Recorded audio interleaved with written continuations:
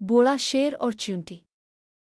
एक बार का जिक्र है कि एक घने जंगल में एक बूढ़ा शेर रहता था। शेर अपनी ताकतवर जवानी के दिनों में जंगल का बादशाह था, लेकिन अब वो बूढ़ा और कमजोर हो चुका था। ना ही वो शिकार करने के काबिल था और ना ही अपनी बादशाहत को चलाने के। वो अक्सर उदास होकर सोचा करता था कि अब कोई उसे अहमियत नहीं देता। एक दिन शेर एक दरख्त के नीचे लेटा हुआ था, जब अचानक उसने महसूस किया कि उसकी दम पर कुछ हरकत हो रही है। वो गुस्से से उठा और देखा कि एक छोटी सी चींटी इसकी दम पर चढ़ रही थी। शेर ने धारते हुए कहा, तुम्हारी ये जुर्रत कि मेरे जिस्म पर चढ़ो।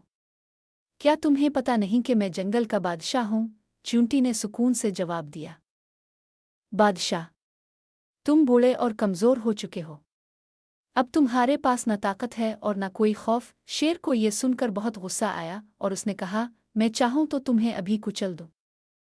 चींटी ने मुस्कुराते हुए कहा, शायद तुम मुझे कुचल सको, लेकिन याद रखो, छोटे छोटे काम और मजबूत इरादे बड़े बड़े बादशाहों को भी आजिज कर सकते हैं। ये कहकर चींटी ने शेर के जिस्म पर चढ़ना शुरू किया और इसे काटने लगी। शेर चीखने लगा पर वो चींटी को रोक ना सका। चींटी अपनी चालाकी और मुस्तकिल मिजाजी से शेर को मुकम्मल तौर पर आजिज कर चुकी थी। जब चींटी नीचे उतरी तो शेर ने शर्मिंदगी से कहा, मैंने अपनी ताकत और गुरूर में हमेशा दूसरों को कमतर समझा।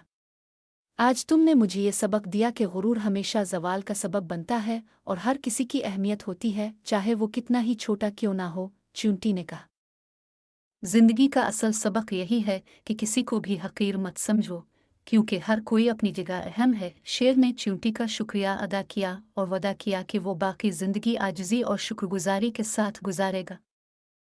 ये कहानी हमें सिखाती है कि गुरूर हमेशा नुकसान देता है और हमें दूसरों को उनके साइज़ा हैसियत से नहीं परखना चाहिए। आजिज़ी और एहतराम ही कामयाब जिंदगी का राज हैं।